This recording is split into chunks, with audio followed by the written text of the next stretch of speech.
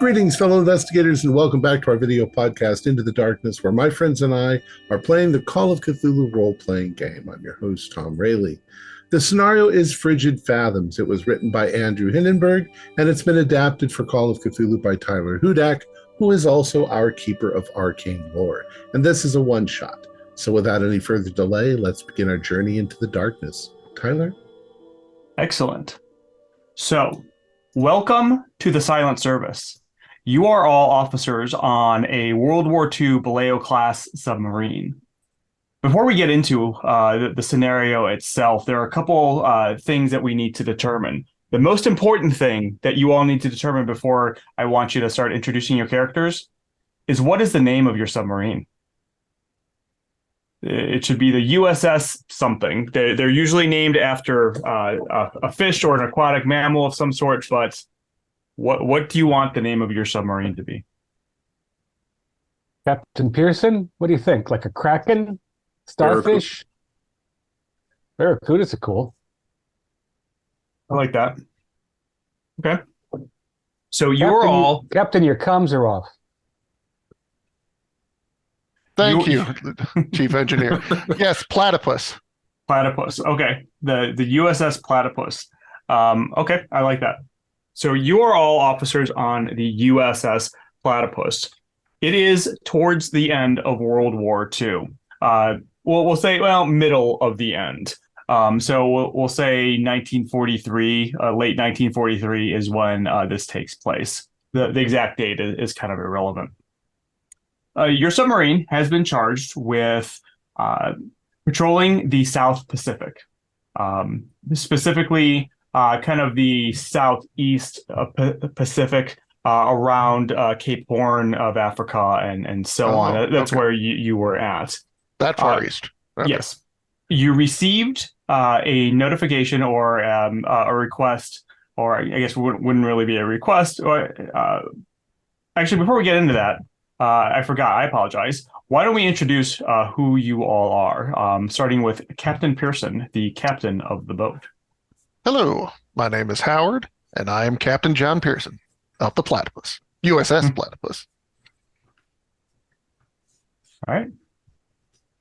Why don't we just go in rank order? Yeah, next would be Commander Jacoby Mellon, who is the XO or second in charge of the submarine. All right. Hello, I'm Jacoby Mellon, Commander or XO of the USS Platypus. My job is to make sure the captain survives and to make sure that his orders are followed to the letter. And I take my job seriously. Excellent. Awesome.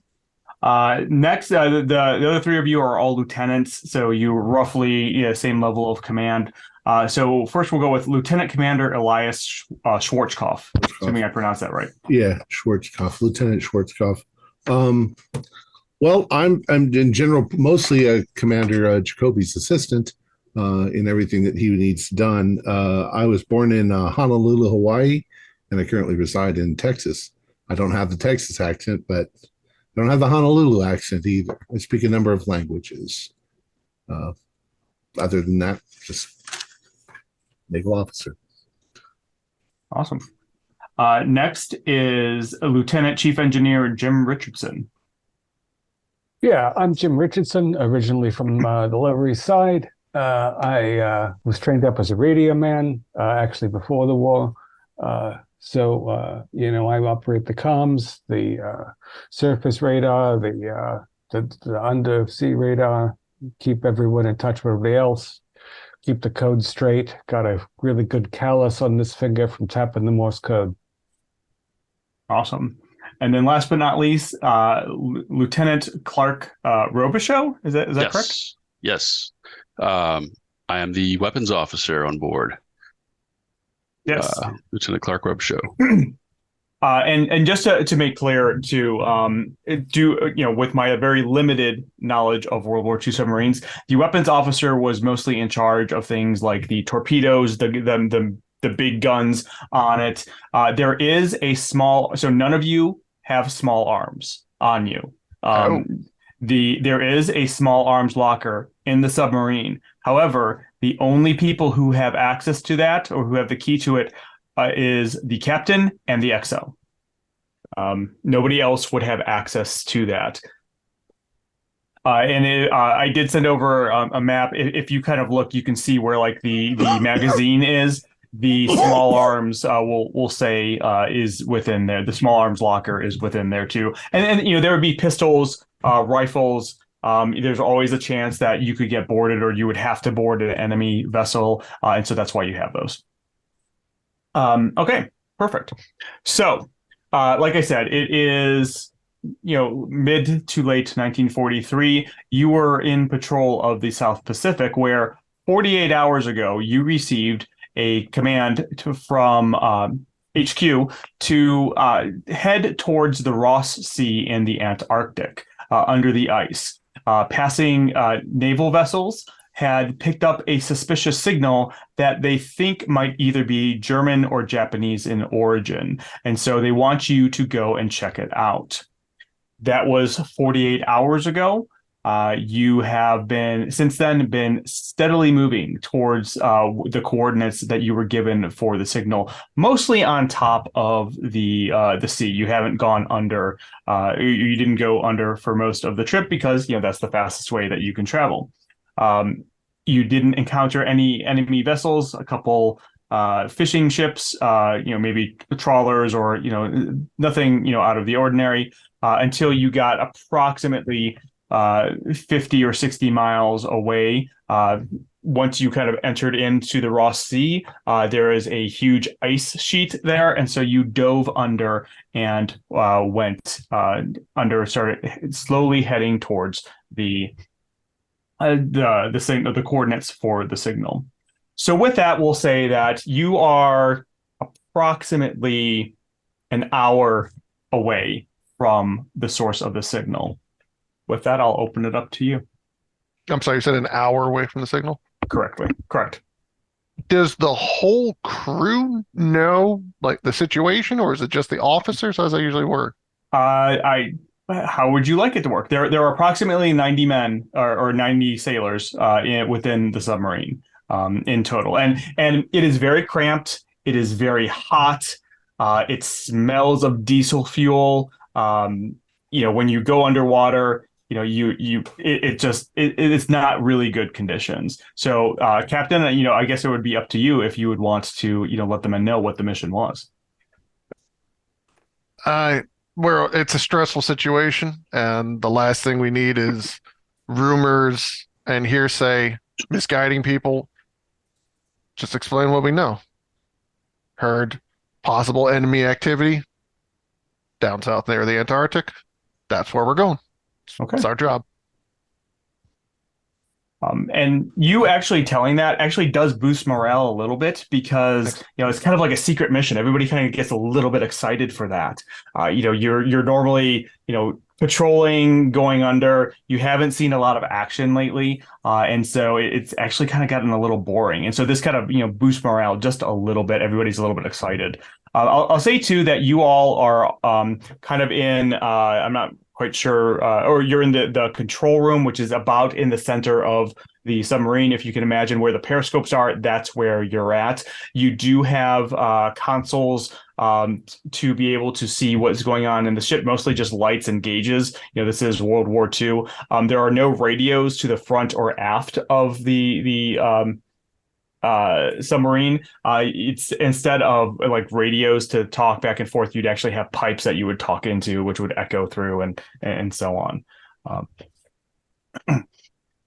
So is there anything that any of you would like to do as you're slowly moving under the water towards the signal source?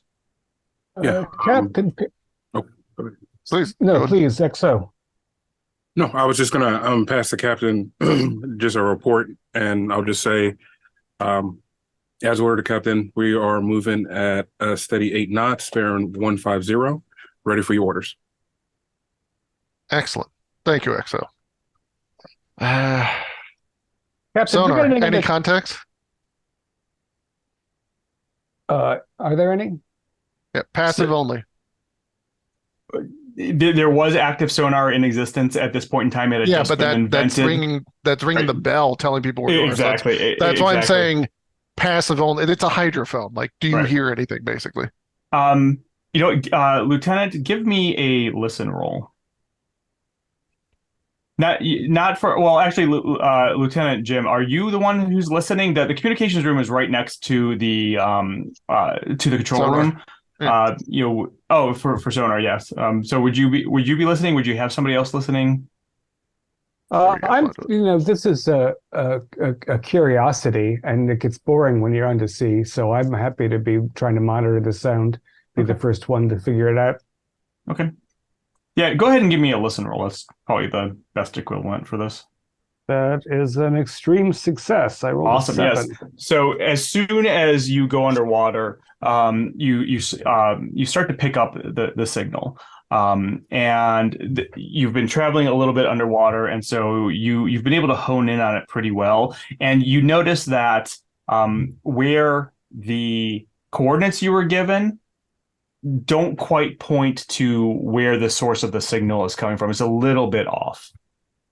Yeah, Captain. So I'm trying to ping this real on the spot, and it looks like the coordinates do we want to head for the precise coordinates that the command noticed, or do we want to try to find the source of this itself? Do we want to head directly? No.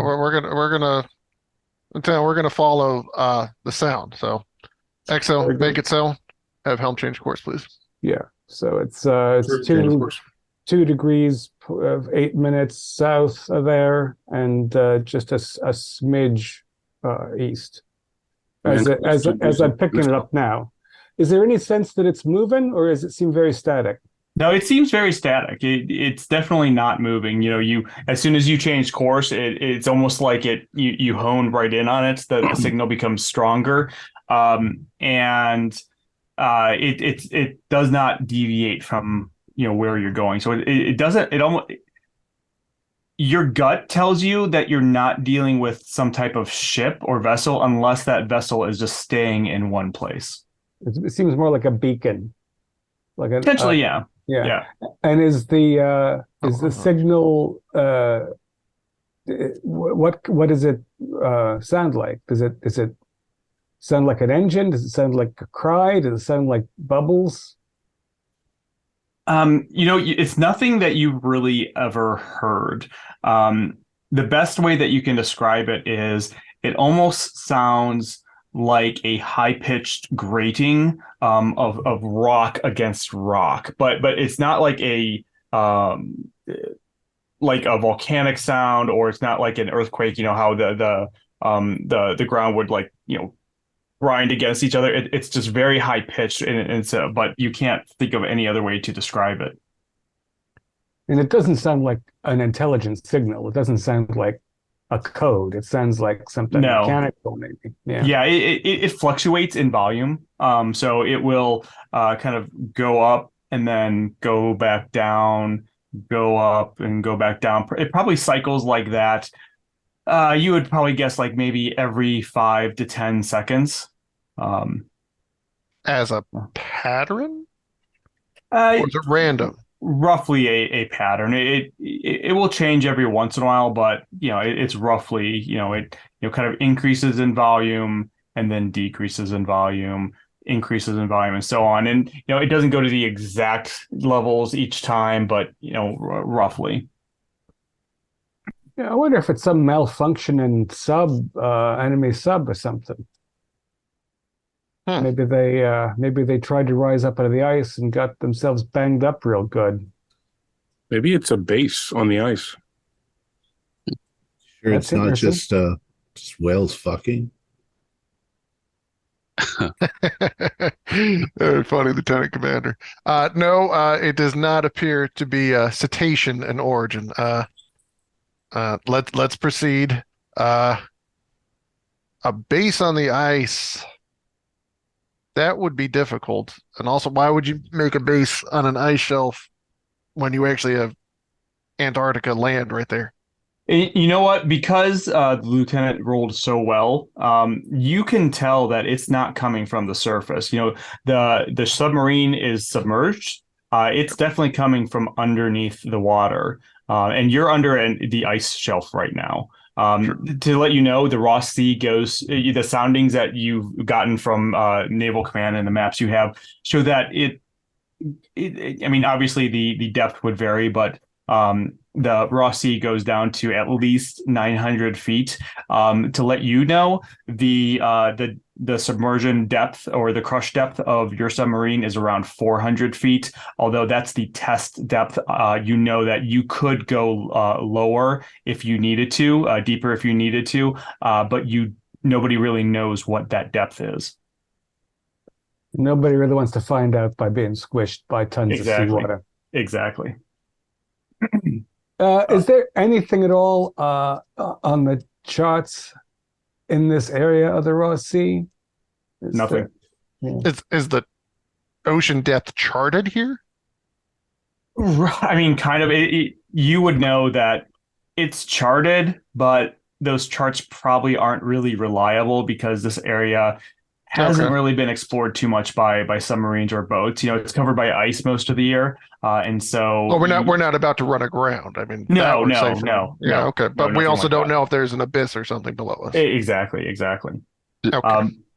So, go on. I'm sorry. Did you say about how far? Can we tell how far away we are? You said an hour. An hour. Yeah, Okay. When we started, you were roughly an hour. We'll say that 15, 20 minutes has passed so far. Yeah, so I mean, just trying to recall how fast World War II submarine moves. They're actually pretty darn slow. This class the max is 8 knots underwater. Yeah, I was just gonna say, I was like, I was gonna say it was 8 to 16, so 8. Okay, so so that's about it's so slow. Like 16 kilometers per hour. Yeah. Yeah, not super fast. Your car in first gear goes faster. Okay. We're doing only about 10 miles an hour. Yeah. So. All right. So, Lieutenant Clark, is there anything that you are doing to, kind of prepare or recommendations that you would have in terms of weapons and things like that? Obviously, you can't fire the guns under the water, but you have torpedoes and so on. Yeah, I would just be doing some weapons checks, making sure that the torpedoes are ready, just in case we do have to blast something, do some serious damage to it. Yeah, I think that's about it. Just be checking up with the captain. You want me to stay at the ready, correct, sir? Yes. Yeah. Proceed. Right.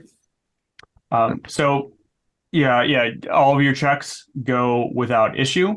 You're in constant communication with the men in both the forward torpedo room and the aft torpedo room. They're ready to go. Again, everybody's a little bit excited about this. You get closer. You start to slowly get closer, and everybody here, give me a listen roll. I listened too hard before. Success. Yep. All right, 1 second. Sure. That is a success. Awesome. So, I didn't, but I missed it by 1, but they succeeded, so it's fine. Go. So for those of you who succeeded, as you're slowly going forward, moving forward towards the signal, another 15, 20 minutes passes. You actually start to hear it at first. What the Lieutenant Chief or Lieutenant Richardson, I'm sorry, was describing to you. You start to kind of hear that very, very low at first, which you would expect because you're basically just hearing the engines. It's mostly what sound reverberates through the submarine, but you do start to hear it. The closer you get, as the minutes tick by, everybody else starts to hear it as well. How loud is it? It's loud enough that it's over the engines. So it's So it's louder than diesel engines. Yes. That's insane. Okay. Okay. Captain, I'm slow. No, reduce speed to slow, and let's calculate. Let's take try and get a ballpark figure here of how much louder this thing is going to get. Obviously, we're not going to try and deafen ourselves trying to solve this mystery. That's not going to help. Yeah, you reduce speed that does reduce the sound of the engines, even just slightly. And with that, you definitely start to hear the noise. Again, it kind of goes up in volume and then goes down in volume, goes up in volume, down in volume, like around every 10 seconds or so. It sounds like that high pitched grating that none of you can really place what it is.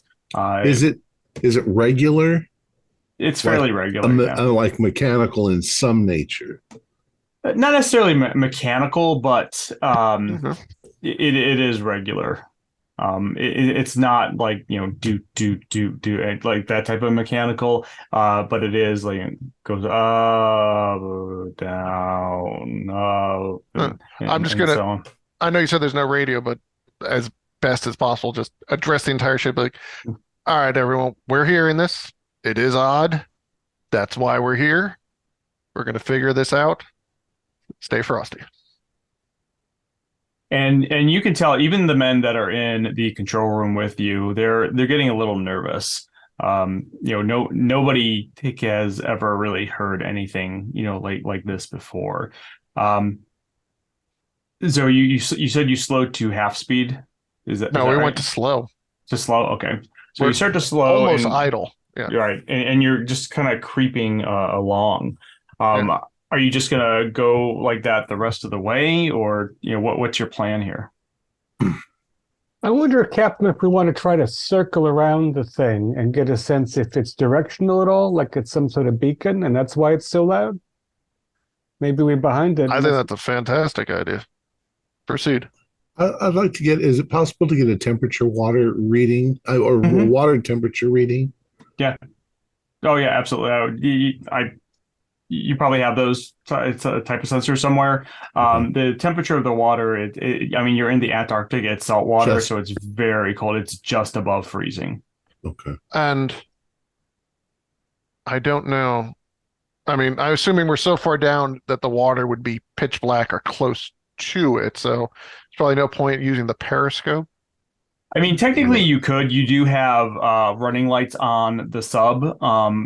You do know that traditionally you probably wouldn't be able to see much, but it is possible to open to lift up the periscope and turn on the running lights and see if you see anything. You can't see down though.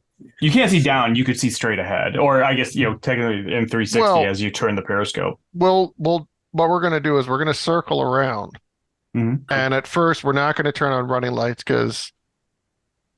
I think it would be known that there's bioluminescent life out there just trying to figure out what's out there. But what we can do to look down, we could just angle the ship.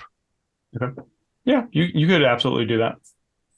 And then I guess we'll be doing as we make a rotation, we'll be doing sonar readings, right? To try to get some idea of a shape. I haven't decided if we want to go active ping yet. That's yeah. That zeroes in our location. Let's stay quiet for now.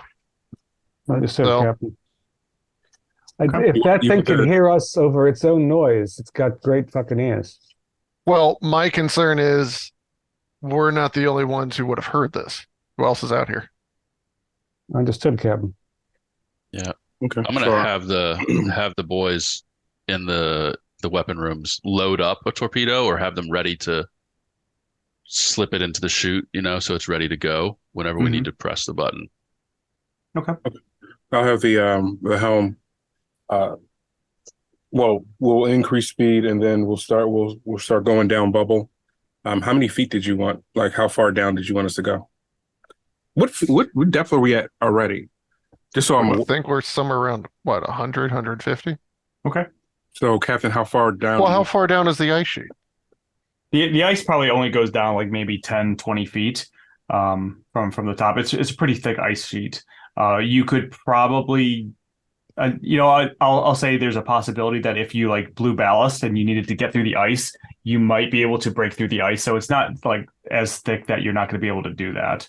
But it's still don't want to fairly do thick. that.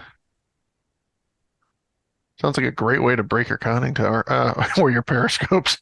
Or your Okay. ship. Yeah, or your whole ship. Yeah. No, this is what we're doing. We're gonna be going around, okay, at 150 feet using passive sonar. Gonna use the periscope. Every now and then we're gonna tilt the ship down so we can actually look down, try and get an exact bearing on this thing, and not just in location, but also its depth. And once we've done that and we've circled around, then we can consider doing that again at a further depth and see what we get. Okay. All right. So you start doing that. The ship, you run a very well functioning ship. You're able to very easily maneuver like that.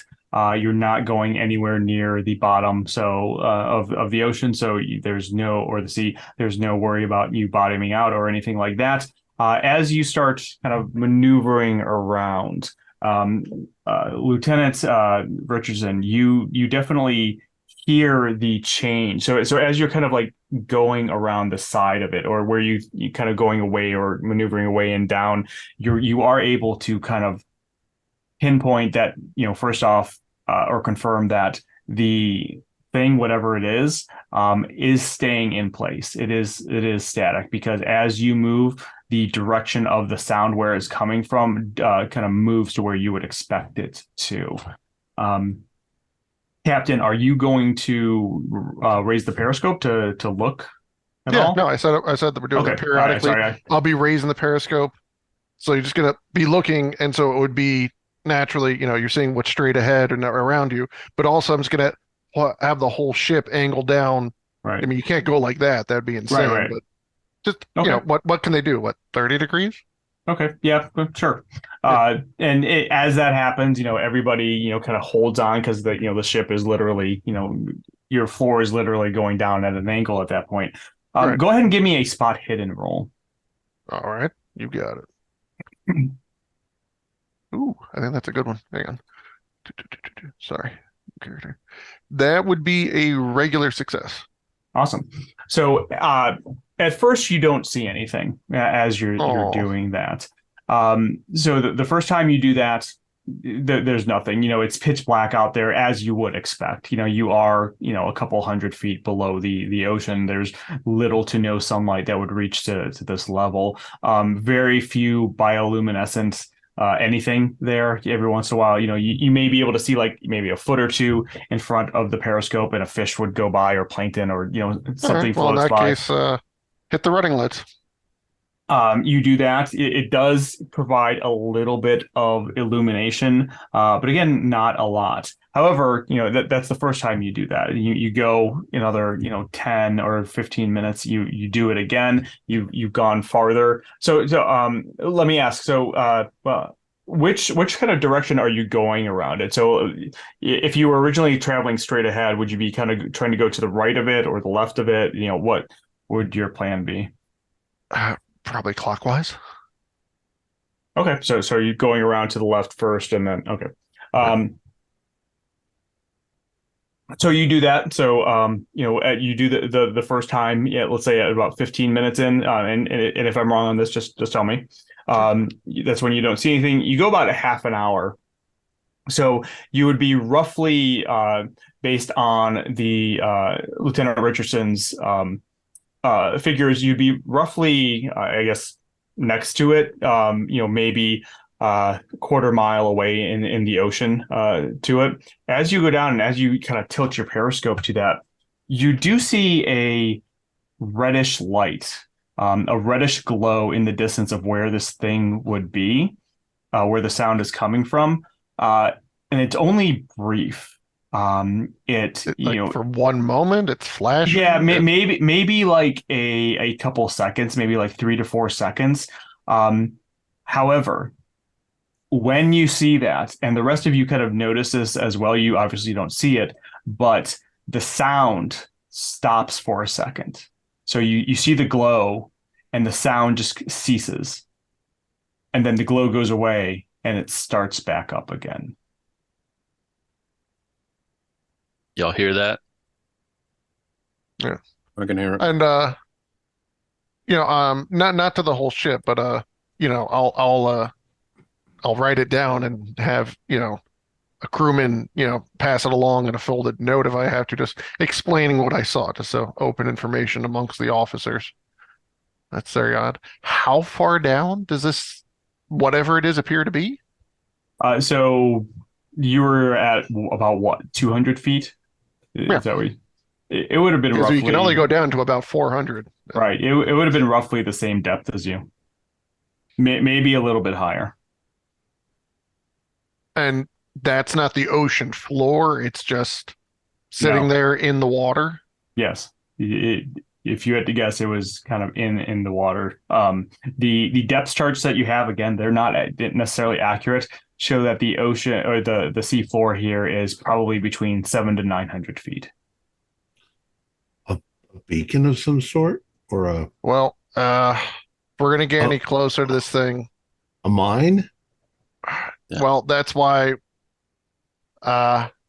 you do it when you have to. Let's go active sonar. I want precise distance to this object and also to the ocean floor. And then we are going to very carefully approach. So as you give that order, Lieutenant Clark, you are standing up there in the control room. You hear a voice come from one of the kind of tubes that go throughout the ship to communicate. And you just hear somebody screaming in, and this tube would go to the galley, which is let's say 2 to 3 rooms behind where you're at, towards the back of the submarine. Just voice just start yelling, "We need somebody down here! We need somebody down here! The cook has gone crazy! Hurry up! Hurry up!" And you just hear kind of this screaming in the background. It's really hard to tell. I'll go. Yeah. Captain, there's something crazy going on in the galley right now. We got to send somebody out there. Yeah, I'm going. You guys are all busy. All right, so you kind of start rushing through the sub. It doesn't take you very long to get there. Again, it's only a couple rooms. The galley itself is, kind of fairly small. It's really like think of like a small apartment. The kitchen in a small apartment. That's kind of what it looks like. Although, there's enough in there to, feed the entire crew for, a week or two if needed. I'm obviously making all this up, so if I'm wrong, please don't, blast me in the comments for the video. So you get there and you see 2 of the sailors kind of backed up against the wall. One is holding his arm. You can see there's blood. Everybody, kind of wears, you kind of dress down in the sub because it's so hot. Everybody's in t-shirts or, bare chest and, probably, pants or shorts or something like that. But he has a dirty white t-shirt on, and he's kind of holding it because you could just see blood. There's a sailor next to him that's kind of helping him away. And you can see back in the kitchen area, just kind of in the shadows a little bit, the cook. You would know who the cook is. Everybody would know him, and you can kind of see him standing in the shadows, just holding this big butcher knife. What the fuck is going on? Shanzi, get out here. What's wrong with you? He kind of steps forward a little bit, and his eyes are like wide open and bloodshot, almost like he's been drinking all day. But for a fact there is no alcohol on this ship, right. Unless somebody would sneak it on. But his eyes are super bloodshot. He's breathing heavily. There's splatters of blood, probably from where he stabbed the Private Jones, who's standing behind you. And he just panting heavily, just looking at you. He's not holding the knife in a threatening manner. He's just kind of holding it at his side. Right. But he's not really moving when you command him to. Shanzi, put the knife down. Lieutenant Clark, are you there too? I apologize. Did you go with him? No, I didn't go in. I didn't follow along. Okay. Did anybody else? They're all busy. Okay. So you tell him to put the knife down, and he just starts babbling. He just starts, kind of muttering under his breath. You can't really make it out at first.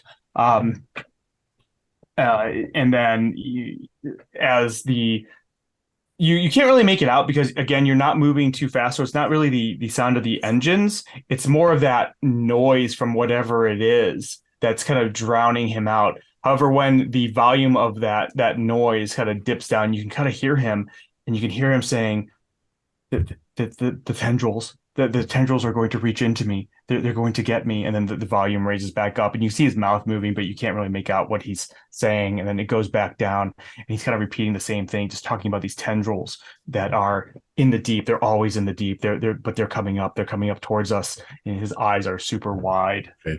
I'm going to rely on training and my intimidation. Put the knife down. What's wrong with you, soldier? Pull yourself together. Okay, go ahead. Did they call you soldiers? Sailor. Sailor. Pull yourself together, sailor. Go ahead and make an intimidation roll. Can I spend luck? Yeah, absolutely. Yeah, I'll spend 5 luck to pass. Okay. You do that. And he kind of, you can see his training kicks in a little bit, and just for a second or two, he kind of he starts to snap to attention, and then the volume of that noise raises up again, and he goes back into his wide-eyed mumbling about the tendrils. The tendrils are coming. They're coming for me. Then he looks at you and goes, "They're coming for you too." With that, what is your dexterity? My dex, 60. 60. All right. So he lunges for you with the knife. You have a higher dexterity than he does. What Okay. would you like to do? Okay.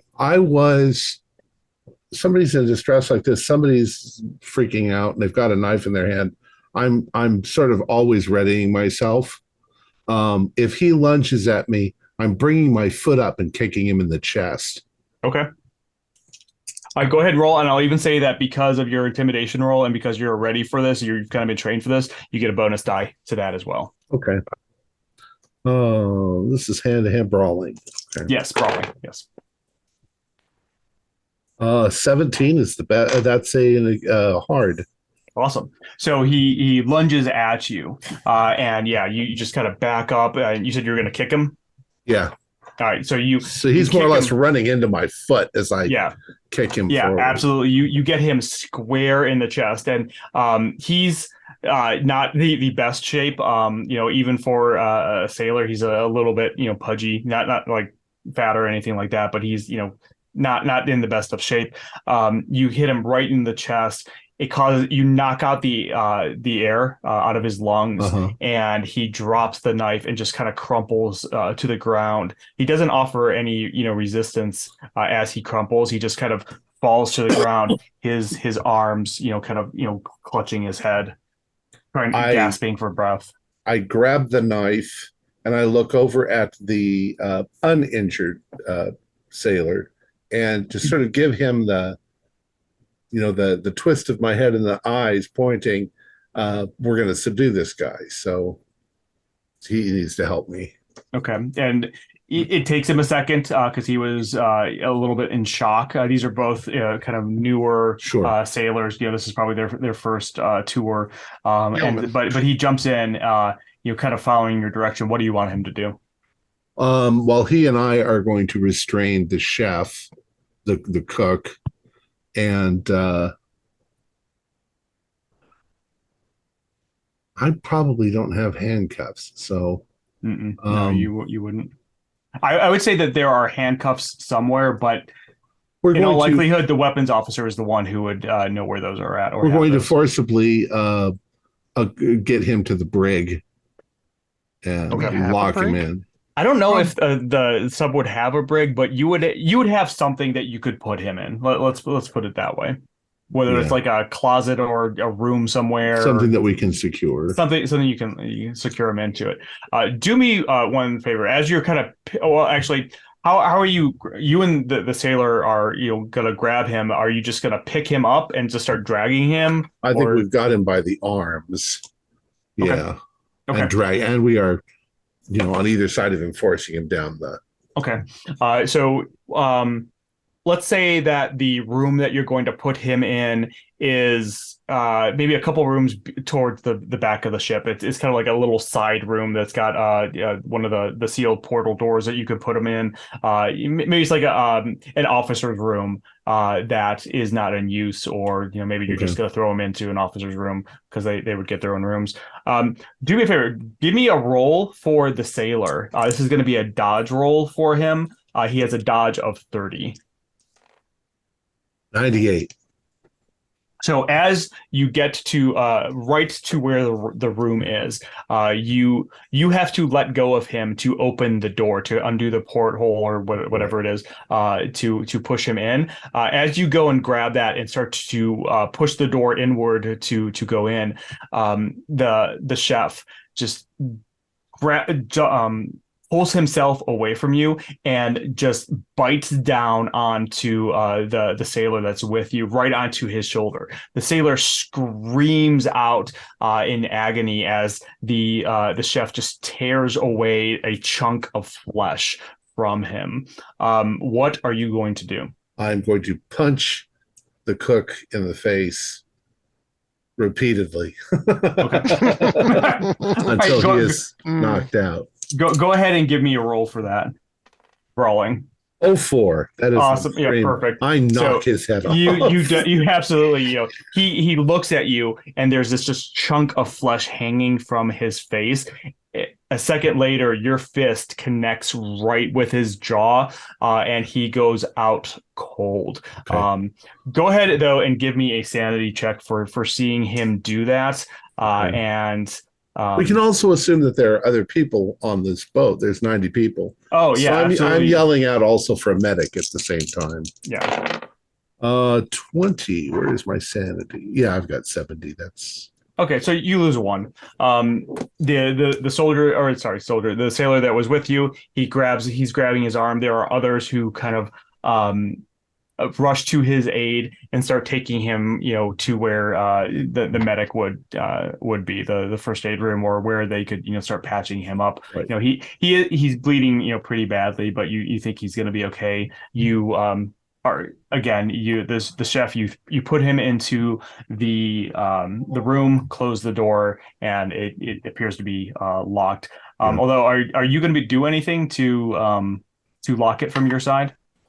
Yeah, some sort of, I don't know, like you said, I don't know about submarines either, but let's say in movies where they stick something in between the spinny thing so they can't spin it. And that's the technical term for the door too, the spinny thing. The spinny thing. Yeah. The spinny thing, yeah. The bulkhead. You find a pole or something that you can kind of jam in there, and you're fairly positive that it's not going to he's not going to be able to open it up at all. Okay. I'll probably also post somebody, and then I'm going to go back to the front and tell everybody what happened, tell the captain what happened, report. Okay. So maybe I report to the commander. The commander reports to the captain. Okay. So this takes about 10 minutes or so with all of this happening. While that's going on, what is everybody doing? Captain, you just saw, you just started to ask, I think, for kind of like pings towards this thing. Active sonar. Okay. Does that give? I know today with today's technology, you get a pretty good idea of what shape the object would be.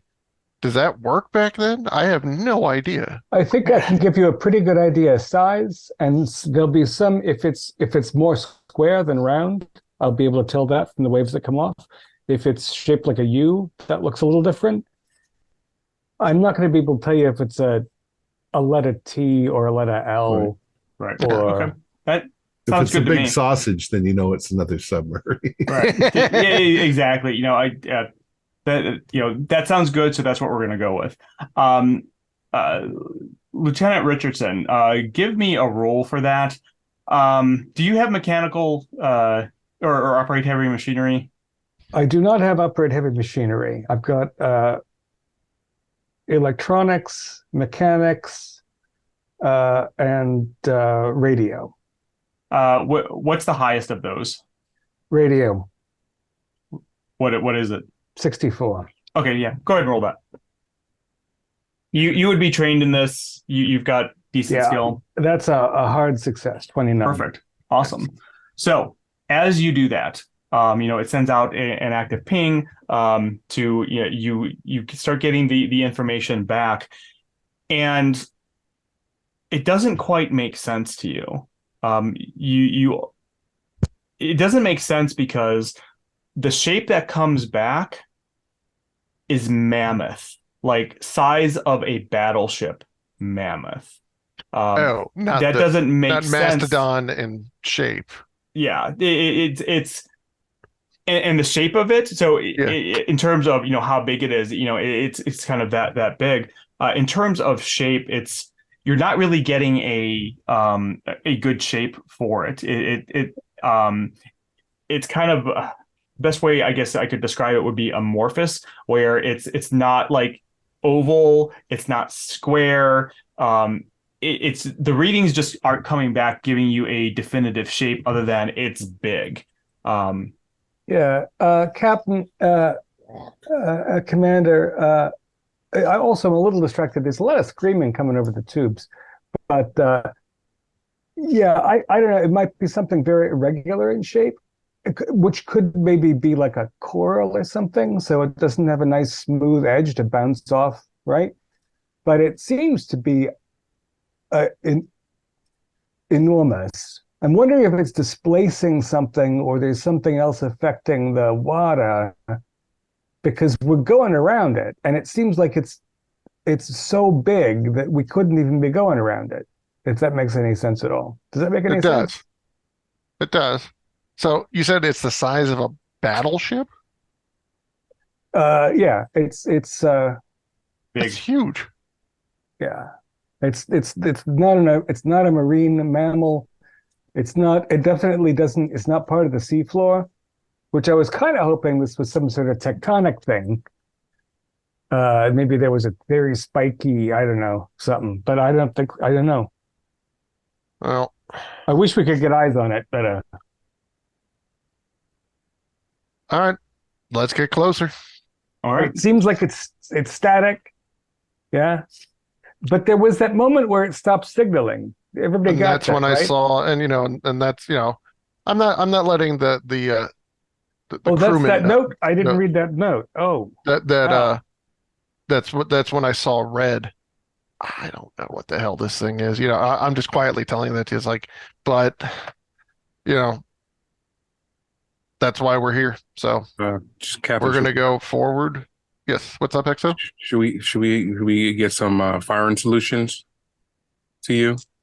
Excellent idea. Right. So I would message the weapons officer to load tubes 1 and 2, and I would get on the map table and give him solutions so he can make a decision if he wants to or not. Okay. Affirmative. Commander. Lieutenant Clark, are you you hear the XO and the captain start saying that they want to make sure that the tubes are loaded. You're the one who's kind of in charge of all of that. Yeah, is there anything that you would want to do as well? I'd like to. So we've only been going for about another 10 minutes since the last time that we looked and saw that. Roughly, yeah. So it wouldn't really mean much to take another look just yet, I don't think. No, I think I'm gonna order the guys to load up the tubes, and I'm gonna see if I can check in on the galley, see what's going on. Okay. Yeah, by this time, response. Lieutenant Schwarzkopf, you would have come back up. As he walks in, everybody can see that there's kind of blood across his shirt. Obviously not his, but there are definitely signs of blood. And I don't interrupt anybody. I just go right over to Commander Mellon and tell him quietly what happened and what the situation currently is. The guy's locked up, but I have no explanation. So he just lost it. Just, And he looked like he'd been drinking, sir. Uh, but I don't see how that's possible. The last time we could have gotten on shore leave was too long ago. He was rambling about something. Said kind of sounded like narcosis, like he was hallucinating stuff. Kept saying there was, octopuses or something down there in the water, reaching up with their tentacles and trying to get him. He stabbed one of the others, and while we were trying to subdue him, he bit Lieutenant Pickleson. I don't know, in the shoulder. I had to use force. I punched him in the face, knocked him out, dragged him into the forward mandate room, and sealed him in there, locked him in there. Good work. And what about the two sailors that he injured? How are they? I called medics. The medics have taken control of that situation. Okay. And have we been able to talk to this sailor? No, I figured I'd get him out of the way and lock that. We're in a situation right now, so if you want, I can go talk to him, question him. Dinner's going to be late. Yeah. See if you can talk to him. And I'll meet you down there in about 10 minutes. Yes, sir. All right. So after we had that conversation, I would have been calculating the firing solutions while we were discussing that. And then I just hand them over my shoulder to the captain.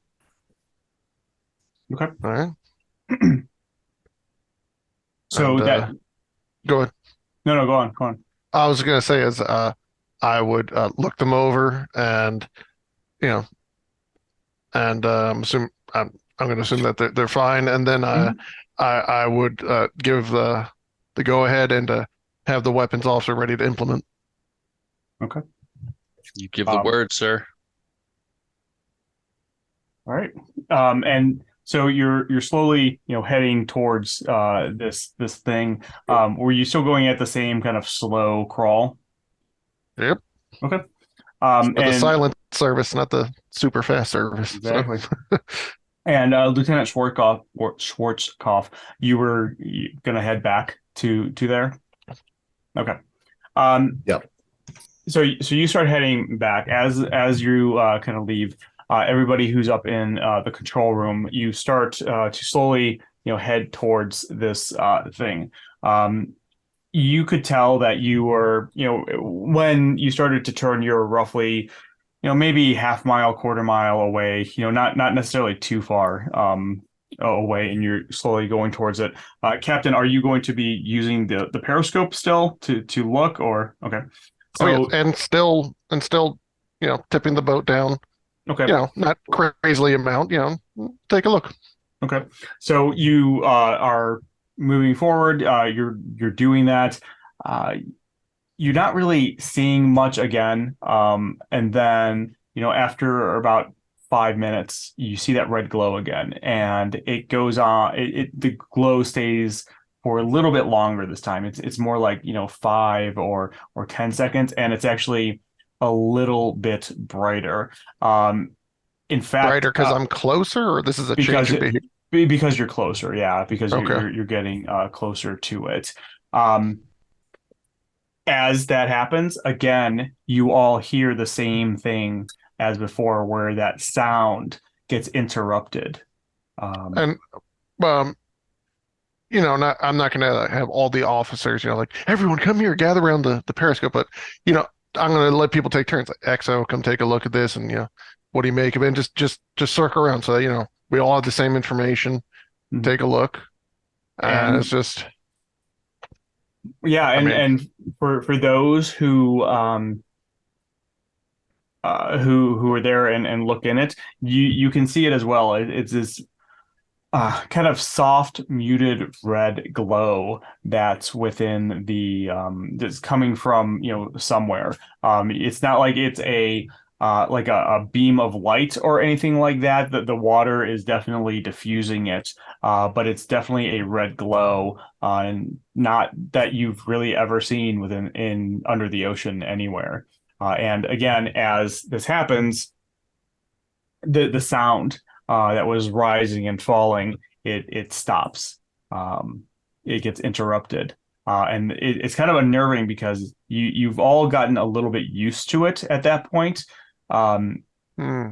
and when it goes silent, everybody in the room, including the sailors that are there, and Lieutenant Schwarzkopf, as you're walking back, this happens. Everybody gets a little bit unnerved and start to get a little bit freaked out, and then it starts back up again as the glow kind of goes away. um, I have Lieutenant a, Schwarz, Kind of like brief periods of like, oh, that's too quiet. yeah, Kind of like exactly, exactly. Okay. so Lieutenant, is this glow? Are we only noticing the stopping of the sound when we look and see the glow? yes, yeah, it only appears to be when the glow happens.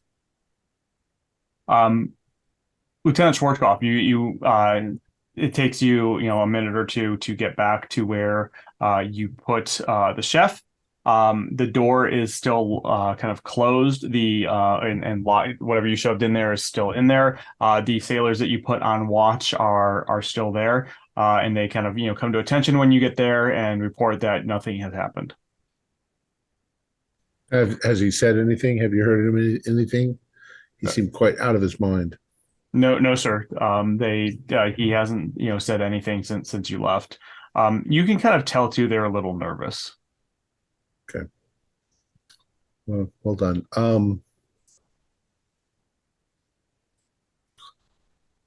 I think that I will quickly find a set of handcuffs. They're probably where the guns are. Mm-hmm. Come back and then say, all right, I need you gentlemen to help me restrain this man. He seems quite violent. Be ready for it, but he doesn't have a weapon at this point. He does bite. So watch him for that, but I need to get these handcuffs on him. Okay. They again, they're pretty nervous, but they're going to follow orders, and so they're ready to follow your lead. Are you going to be opening the door? Do you want them to open the door? I'll do it. Chauncey, we're opening the door. We need to talk to you. Don't bite us. And I'll open up the door, ready to punch him square in the face. You open up the door, and he's actually just he's awake. He is sitting against the back of the room, just kind of just sitting there, looking straight ahead. You can still see the blood on his shirt. There's even some blood that has from where he bit the one sailor, kind of dripping down his chin. But he just looks at you as you come in, as you open the door. Yeah. So what's your story, soldier? What's going on? Are you on drugs? Are you drinking? He's just looking at you. He kind of has this far off look in his eyes, almost like he's looking through you, not at you. Okay. So you are on the port left, whatever left is that port. Port. It's port. The port side of the ship. And so sorry, I'm trying to figure this out. So you're on the port side of the ship. That means the front of the ship, if he was like sitting to the side, would be to his left. And so I'm sorry, what did you tell him to do? Stand up. He doesn't move for a second, and then he slowly starts to stand up. But as he does, he starts turning his body to the left towards the front of the ship, as if he's looking at something there. And you can, at first, not really see anything that he's doing, and then you kind of hear him saying, "Do you see it? It's so beautiful." Face the wall. He doesn't move. He's just continuing to stare forward. It's so beautiful. I can't wait for us to be near. I will try to reach out, grab his arm, and cuff him. Okay. You do that. He offers no resistance. Okay. Then I will cuff him to a pipe. Okay. So that he can't get away. There are many pipes. There are lots of pipes. There are definitely pipes all over the place. As you're doing that, so in the room, you mean, not Yeah. in like the hallway. Correct. Okay. Correct. You cuff him to one of the pipes. As you're doing that, he still kind of saying, "It's so beautiful." Still looking in the same direction. Even if you move him around, he kind of twists his head to kind of look towards the front of of where the submarine would be. It's so beautiful. I can't wait for us to see it. And at one point, he looks at you and says, "You're going to see it too." Shanzi, you are drunk or on drugs or something. We will get you fixed up. But for now, what is it that you're seeing? How did this start? Oh, it's always been here. It started long before any of us.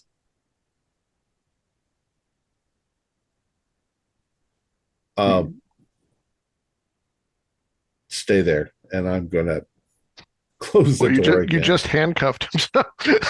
Yeah, I just want to make sure. I know I'm not even away. there. I just thought that was funny. I'm gonna just lock him back up. They don't have to watch because he can't get out. Go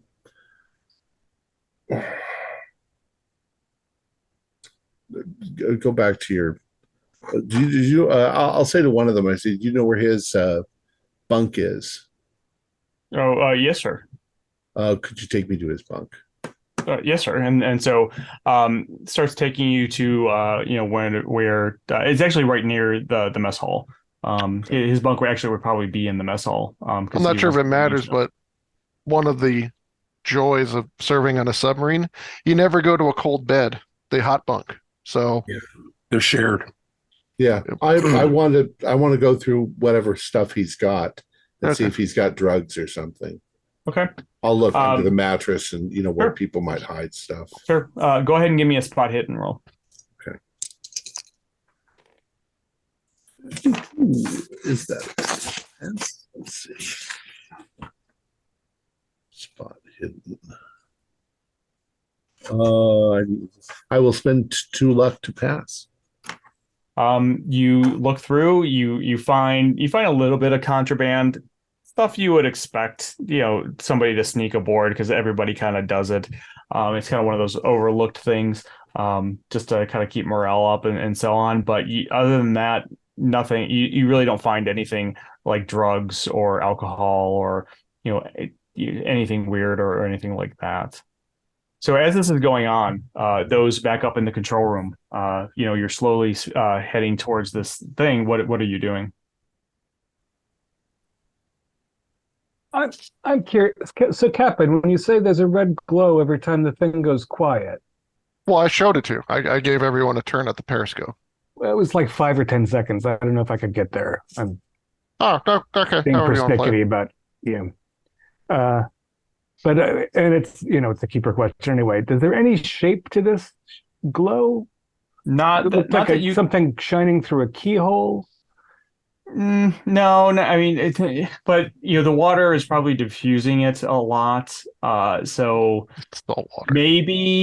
Maybe roughly circular in nature. And it's not the glow, but because one thing, because it goes silent when the light's on. It reminds me a little bit of like a lighthouse. If the beam is turned toward you and you're not hearing the sound at the same time, just spitballing here, So are you looking through the periscope or are you just... Yeah, I'd like to see it. Yes, please. I welcome everyone's input. Okay.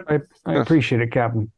So you go to the periscope and you're watching, and like before, there's nothing. It's you do see the running lights; those are still on. So that does provide a little bit of ambient light, but you probably can't see really even to the front of the submarine. And then all of a sudden, you see this red glow appear, and then it disappears for a second, and then it appears back up, and it disappears for a second, and then appears again. Lieutenant Richardson, give me an idea roll. As we're getting closer to it, another good roll. I'm hot. 16. Where am I?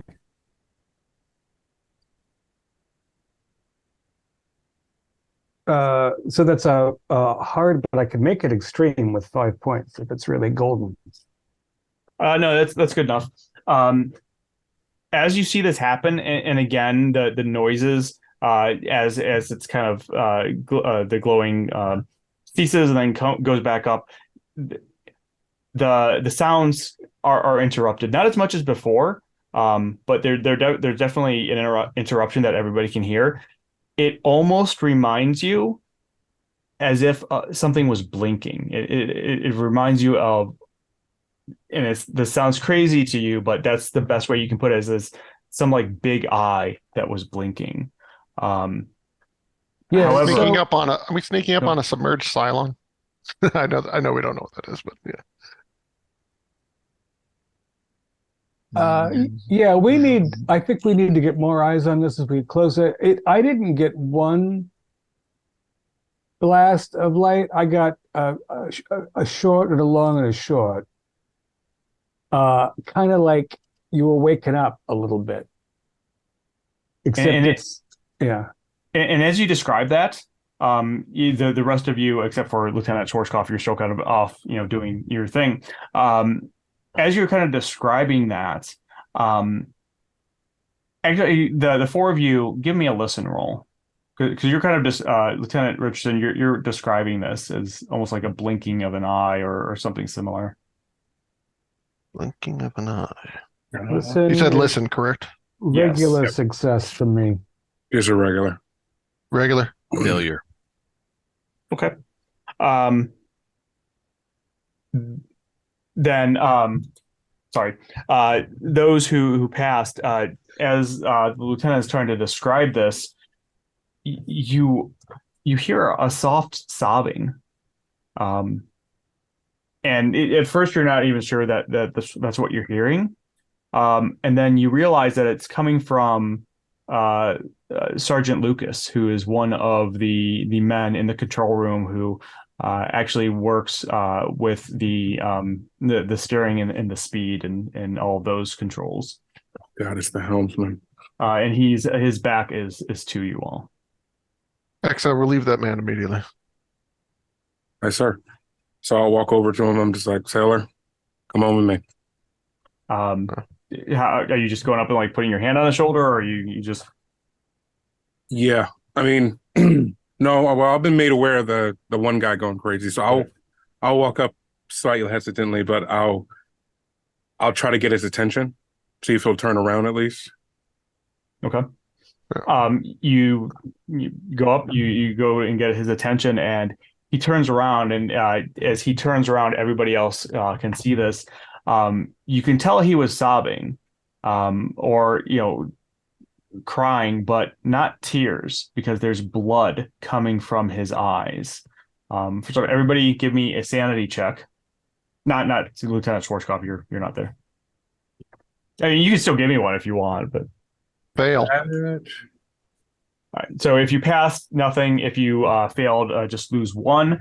So I failed. Commander Mellon, you see this, and you're. I'm sorry. Did you pass? I failed. Failed. So you're in shock a little bit at seeing this. It kind of you weren't expecting to see this. They say Corporal or Sergeant Lucas, whatever I said. He kind of looks at you, and he, the blood tears are flowing down his cheeks, and he just says, "It's so beautiful. I can't wait to get there," and just slams to full speed ahead. With that, so I'm going to hit him in a rear naked choke and pull his ass out of the helmsman's seat. Okay. Well, everybody give me a dexterity check. I realize that it's not going to be super fast, but there is still that jolt that you probably weren't that you weren't expecting. I rolled a 7. Extreme success. Nimble little captain. I could, if I could spend 5, I can make it in a hard. Yeah, absolutely. Pass. I failed. All right. And Lieutenant Richardson, did you pass or fail? Regular. Sorry. Regular. All right. So Lieutenant Clark, I think you were the only one who failed. You were not expecting this, even though the jolt kind of shocks you. It kind of knocks you off your feet a little bit. You tumble down into one of the other sailors that's on deck. Commander Mellon, you said you were gonna grab him and kind of put him in a chokehold. Mm-hmm. All right. You do that very easily. He's not resisting you at all. What are you doing with him when that happens? I'm going to pull him out of the seat. As I'm doing that, I'm looking at one of the other seamen to relieve him. And once I get him out the seat, I'm going to drag him onto the ground and then elbow him in the side of the temple. Okay. Go ahead and give me a brawling roll just to make sure that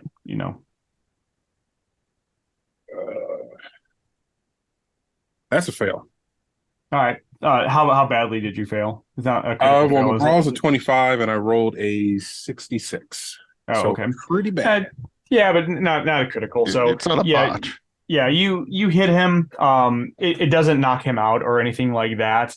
But it definitely kind of dazed him a little bit. Lieutenant Schwarzkopf, you felt the jolt. There, even when that happened, there were like some pots and pans or plates or something that get knocked over because you're right near the galley. What are you doing when this happens? Well, I've just been going through what's his name's stuff. Whatever is in my hands, I probably just throw it down on the bed, and I start heading back up towards the bridge. Okay. So as you're getting to the bridge, Commander Mel, where were you going to take him? To the storage room. Okay. So Lieutenant Schwarzkopf, as you're heading towards the control room, you can see Commander Mellon kind of pulling him back. I take over. I'll say, I'll take this, Commander. All right. And I'll just say, take him to the storeroom and make sure he doesn't budge.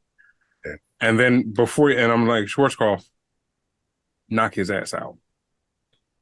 All right. And I'm just going to give the order. I said, that it's having a negative effect on the crew.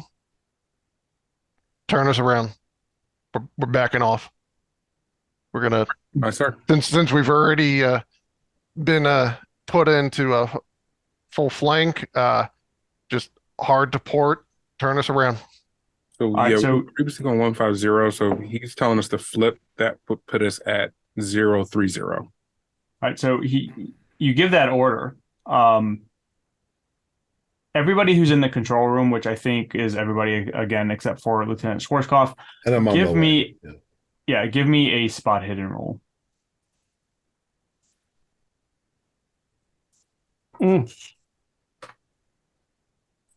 Okay, and I believe that's a success. Success. All right, so Lieutenant Richardson and Commander Mellon, you are very kind of focused as what you're doing, but the other two of you, Captain, you give the order. People start scrambling to start doing that, and Lieutenant Clark and Captain Pearson, you both notice that Lieutenant Richardson, he was still standing near the periscope, and then you kind of jumped into action. The red glow, you can actually now see it coming through the periscope.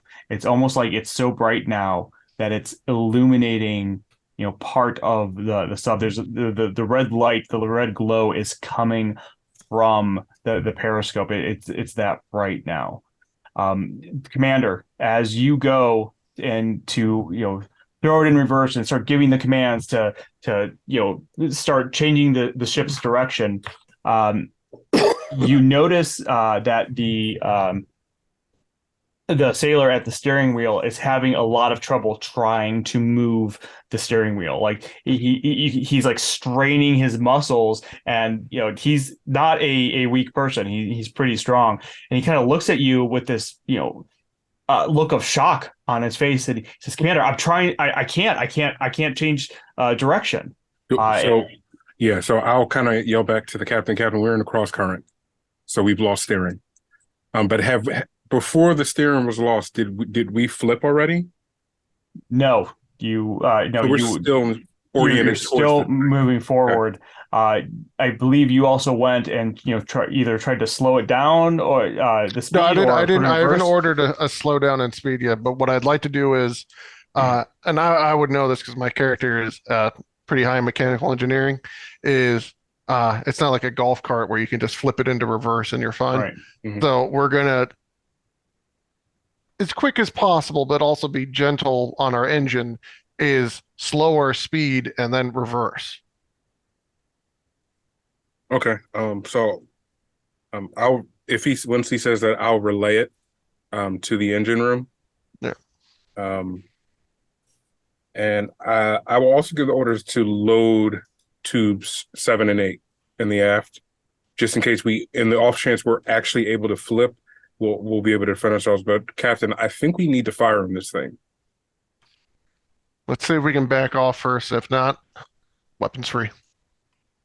All right. So Roger you that. would have controls to control the speed in the control room. Are you using those, or are you telling the engine room to slow down? Oh, I'll use them if Okay. I or someone else. Because You we know, haven't replaced the helmsman yet, right? No, pulled no, somebody you over, wouldn't I have. thought. No, yeah, no, he got drug out. I assume someone. I mean, there's another yeoman or one of you can step in, take the If chair, and if I get back in the next couple of minutes, I'll probably take it. Well, we'll get to you in a second. Okay. jeez, So it's terrible. whoever goes to grab the speed to slow it down, you start to move it to slow it back down, and the lever to slow down moves, but the ship does not slow down.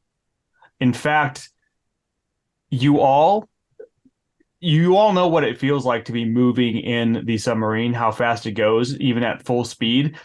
You feel like you're going faster than that. Something that shouldn't be possible. Fire weapons. Yeah, I'm knocking on the tubes, Yeah, getting so ready to go. I'll radio down fire 1 and 2. All right. 30-second timers. I'm going to take the periscope again and see if I can see what effect this has, if nobody else has it. All right. I assume you and I are switching off. I mean, just Fair enough, Captain. As this is going on, Lieutenant Schwarzkopf, you are taking the helmsman, Corporal Lucas, back towards the same area where you put the Shanzi, the chef. You start to go down the hallway towards the where that room was, and you get through the first room, get through the second room, and it's kind of in the hallway after the third room. You get to kind of where the door is in the third room, and Corporal Lucas is not offering any resistance at all. He's just like the chef was. He's just facing towards the you're kind of dragging him towards the aft of the ship, so his head is kind of turned towards the front of the ship, and he's kind of repeating the same things that the chef was. It's so beautiful. It's going to we'll be there soon. It's so beautiful, Lieutenant. You have to see it now. And as you get to that third door, to where you would expect to see the two sailors that you put there to guard, they are not there, and the door is open. wonderful. And he's not in there cuffed. I don't know. Are you gonna go? So I imagine you see this as you kind of get to the bulkhead, and you can kind of see the door, like maybe like 5 feet in front of you. You can't peer into it. Okay, well, I'm heading towards it. I did tell the soldiers. One of the soldiers took me to the bunk, and I told the other soldier that now that he's cuffed, he didn't have to stay there. So I'm not that surprised Okay. they're not there. But you would also expect to see other sailors in the area because Right. this is it's not a huge submarine, and there's 90 people in here. You're not really seeing A lot people of you would expect to see. Well, okay, I'll come inside. I'll walk in and I'll look inside the where I had Shawnzy. Sure. Give me a sanity check because as you glance in, 14. okay, so just one. As you glance in, you see where you cuffed him. The cuffs are still hanging off of the of the pipe, but the other end of the cuffs are just kind of hanging there, and they're bloody. And on the ground, you see the chef's hand. Yeah. All right. Sanity I check? can. Yeah, I just did it. I Oh, passed. okay. Passed with a 14. It's like, damn it, not again. Oh no, not again. Thom. I'm gonna take this guy. Shit, what do I do now? Well, you got a free set of handcuffs. Yeah, I've got to reach out and unlock them with this guy.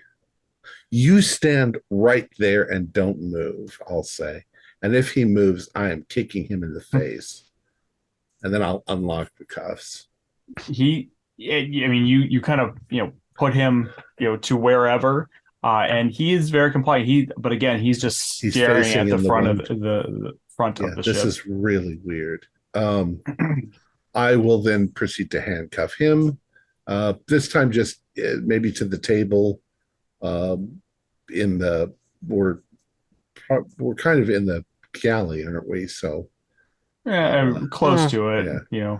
I'll lock him to the table there, and then I will quickly make my way back to the bridge once again to report and to point out that there are some very strange things going on. Okay. So back in the control room, the lieutenant had just left. There's these speed issues. You can't turn. You're going faster than you should. The captain starts to give the order to fire. Lieutenant Richardson, you said you were going to look into the periscope again, right? Give me a power roll.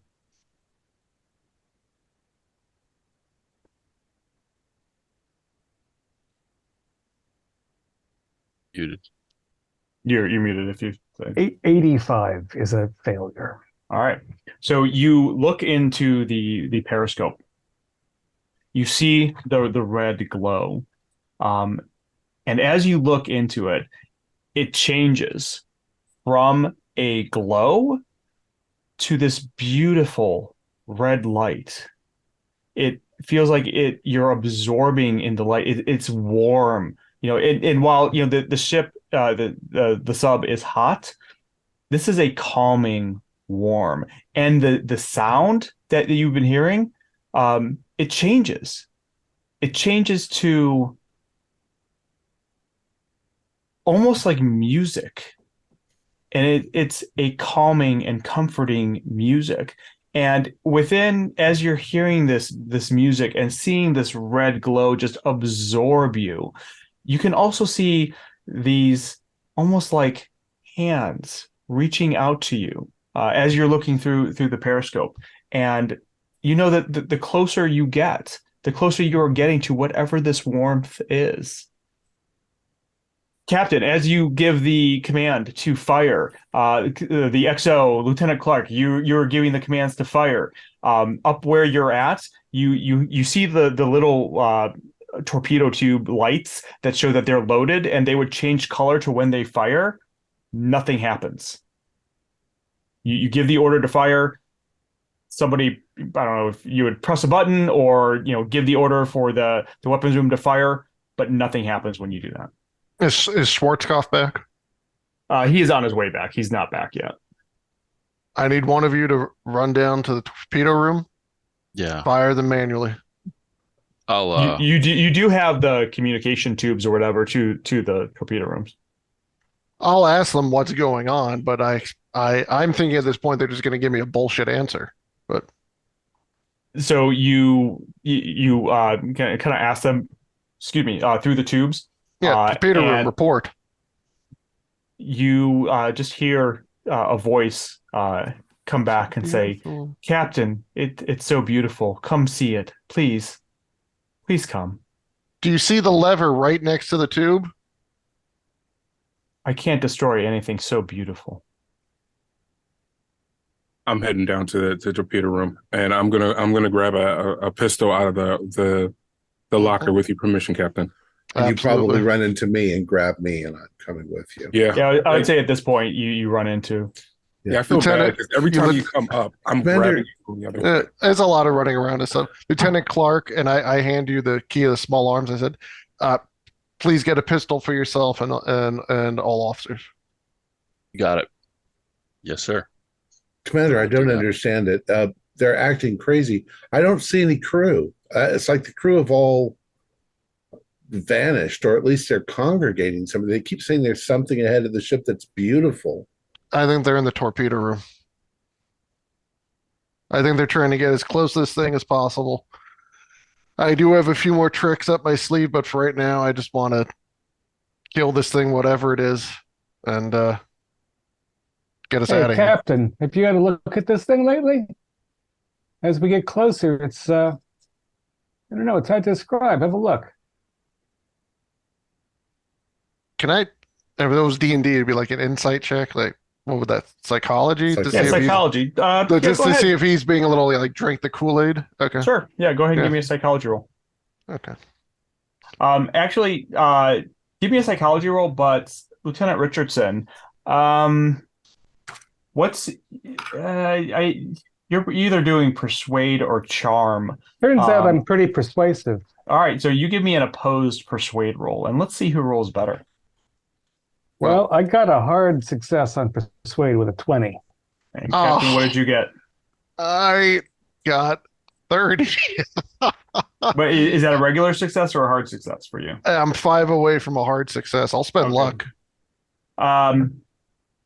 Let me say in this case, you would have to spend.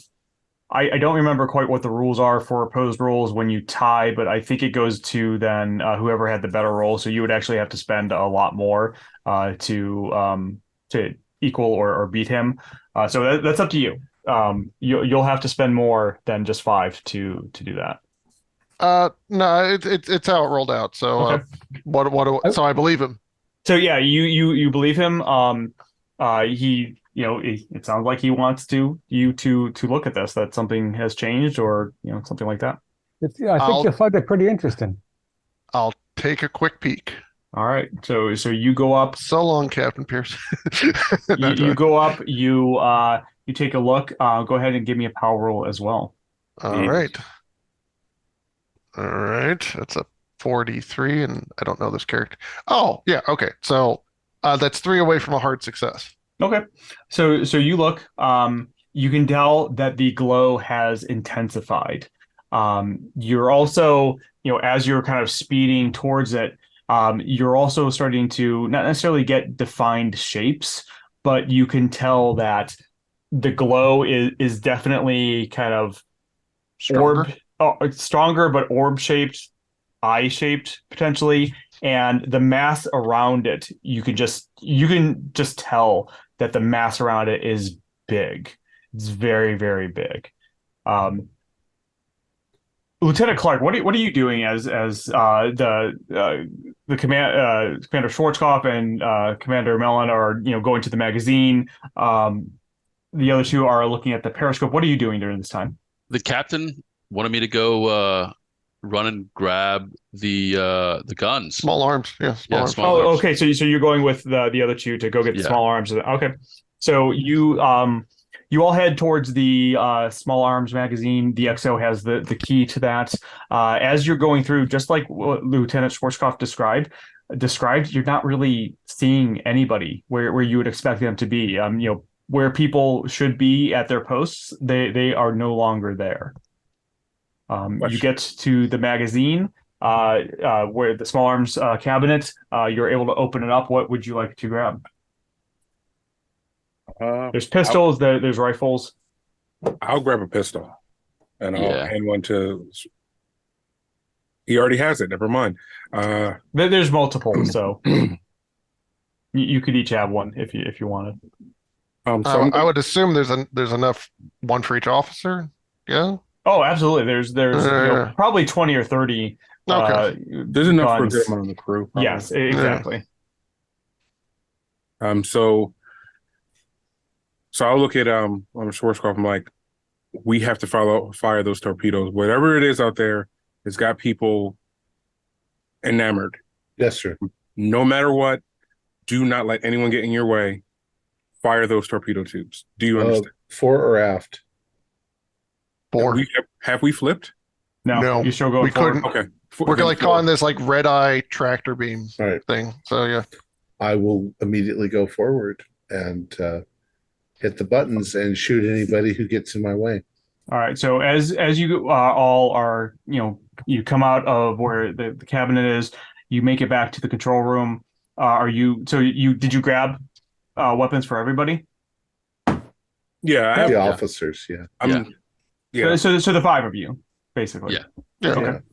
But okay. I was going to the magazine still with the Schwarzkopf. Right.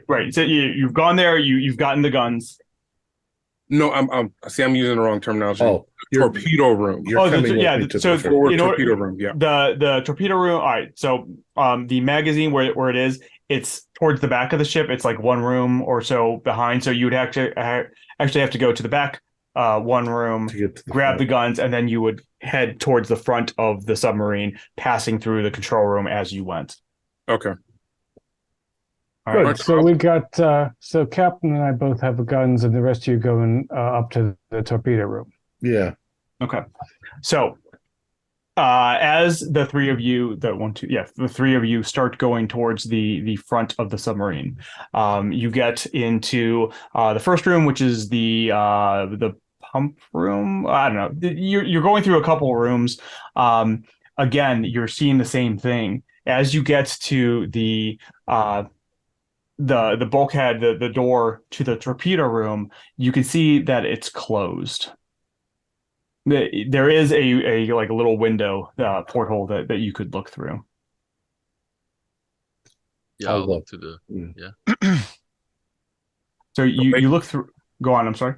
So they locked it. Well, we don't know yet. It's closed. Actually, unless you do like what I did, where you sort of rig it, I don't believe that their doors actually lock. They can seal and be watertight, but that's not locked. Right. They can be open. You can't. Yeah. You have to jam it in some way to make it not. Yeah, we'll just go with almost Star Wars rules where if the door thing is there, it's open. So you would have to jam something in order to lock it. Right. Who's going in? It was looking through the porthole to. So Schwarzkopf, why don't you open the door? I'll ready my weapon for when the hatch releases. All right. And Lieutenant Clark, you're with them too, right? Yeah. So I'm going to try and. Does it turn okay? Yeah. Okay. Oh yeah. Then you can almost spin it. Yep. Get it to open. You do that. And I pull it.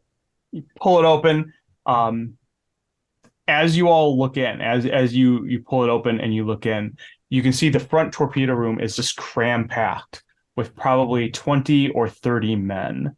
All of them are just their backs to you, staring towards the front of the submarine.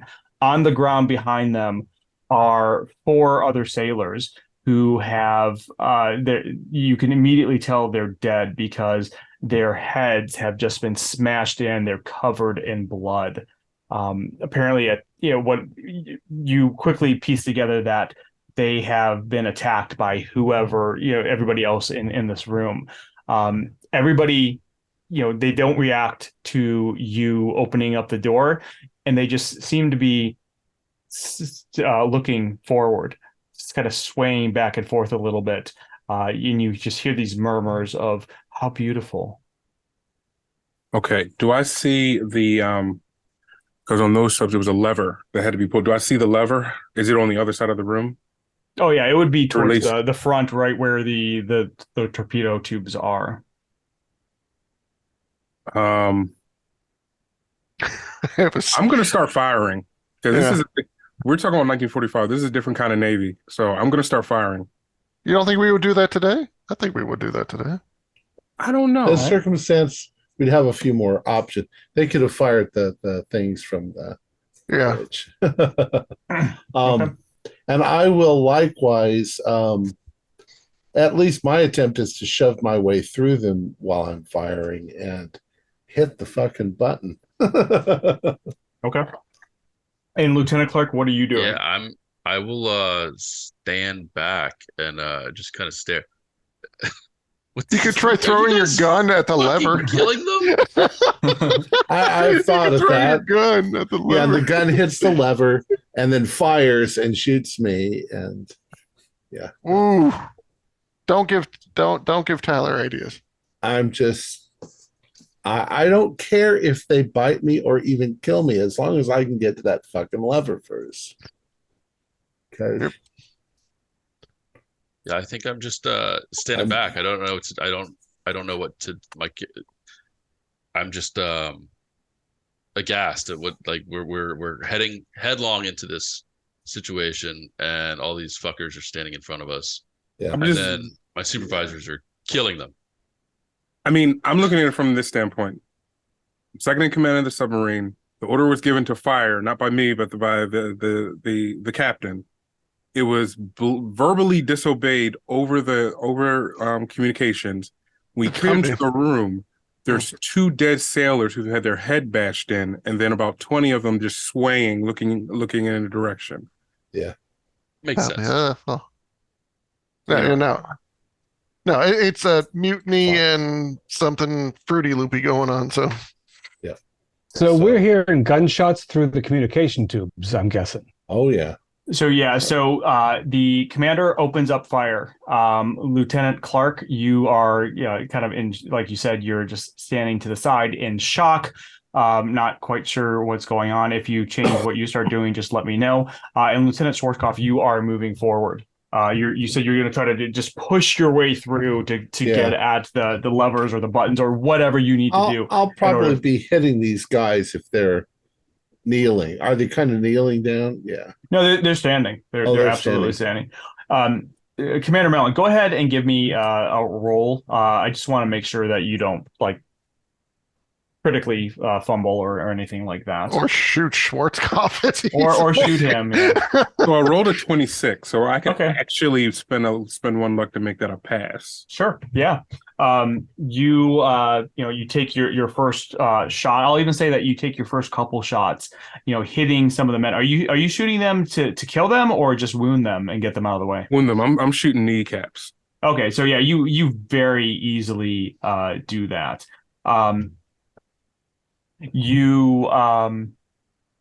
A couple of the sailors go down, which allows Lieutenant Schwarzkopf you to kind of push your way through a little bit more easily, I should say. As you're kind of going with your gun, kind of hitting them, pushing them aside.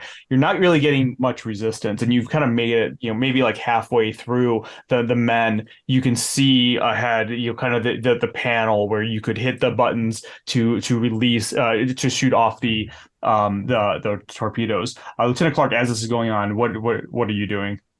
I'm going to start taking my cue from Commander Mellon. Okay. All right. Do some blasting. Sure. You're going through and doing this. Go ahead and give me a firearms roll as well. I just want to make sure that your gun doesn't jam. That is a 94, not quite 95. All right, so doesn't quite jam, but one of the bullets does kind of ricochet around because you missed, narrowly missing Lieutenant Schwarzkopf, but you're still kind of pushing your way through. Lieutenant Schwarzkopf, as you are going into the getting closer, go ahead and you see it within the panel within the distance, but a couple of the men turn around and they see what you're doing. They turn around almost in unison. They see what you're doing and they lunge at you to try to stop you. What are you going to do? Okay. I've got my gun. I'm going to try and beat them off. Sorry. Children. Okay. I only laughed because he laughed. Fuck. It is the Navy. I'm gonna leave it in. No, I'm gonna try and hit them. And if I can get within lunging distance of hitting the button, the launch button, I'll do it. So I'm swinging my gun around. Okay. What was your roll? Oh, I'm sorry. What am I doing? Brawl? Yeah, just your brawl. I'm sorry. I didn't tell you that. 003. Oh yeah, you absolutely just the first one lunges at you, even though they kind of lunge in unison. The ship is kind of rocking a little bit, and so the first one you just knock to the side. He actually goes and takes out two of the other sailors who are standing there. The other one lunges at you seconds later, and you are able to use your gun or your arm just to try to throw him to the side. There's a reason you were the boxing champion of the Navy. Yeah. You make it to the panel, Lieutenant Clark and Commander Mellon. You see him, finally make it up there. What do you made it up to the front? What are you going to do? You're at the panel. Yes. I'm slamming my hand down on the button and yelling, torpedoes away. You slam your hand down. Back in the control room. Lieutenant Richardson and Captain Pearson, you are there. They have just left, so we're at the point where Lieutenant Schwarzkopf is slamming his hand down. That's a couple minutes from now, 3 or 4 minutes from now. What are you doing? So as this we is went going back in time. Yeah. So we're a couple minutes back in time. They've just left. They've handed you both guns. And there's a couple of sailors still in here trying to wrestle the controls, but we are still being funneled toward the situation. Yes, you're still moving forward. The soldier or the sailor is still trying to move. There's been another that has come in and is helping him, and I mean they are both sweating now, straining as they're trying to turn the wheel. It's just not moving no matter what they do. Captain, you have messed around with the speed controls, slamming it forward and back to see if you can get any type of change in speed, and nothing is going on. As you're doing that, Captain, give me a spot hidden roll. Sure. Love to. Ooh, I don't know if that one's going to work out. Okay, 1 second. I can spend 10 to make it a success. Okay, it's up to you. Yes, I do that. Okay, or you can also push it. So no, we'll just spend the luck. I'm good. Okay. As you're doing this, you notice Lieutenant Richardson. What are you doing? I was trying to pull a panel open on an electronics board while the captain was occupied, and now he spotted me, which is uncomfortable. We've had a good working relationship, but he looked through the periscope. He just didn't see it. Richardson, so what are you doing? Draw my pistol and shoot the electronics panel so as to disable this. I shoot him. All right. What are both of your dexes? I'm 65. Oh man, I'm 55. All right, Lieutenant Richardson, you go first. Yeah. Go ahead and give me a pistol roll or firearms roll. You are point blank, so I think you get a bonus die to that. And I'm not firing at the captain. I'm just firing at right. No, he understands that. Fire at the electronics. Just want to make sure that you're. I rolled a 2. Well, no computers or Point whatever. blank, the electronics, the panel there explodes. As that happened, Captain Pearson, you said you were going to shoot him? Yes. All right, go ahead and roll. Come on. Hey, all right, yeah, that's a good shot. That's an 18. And yeah, that is a hard success. All right. Go ahead and roll damage. We'll say it's a D6. Oh, geez, Captain. Oh, geez. 6. Oh, wow. Okay. So Lieutenant Richardson, the captain, raises up his gun. Lieutenant Richardson, it hits you right in the back of your shoulder. You've already gotten your shot off, though. You kind of spin around. Blood is just pouring down.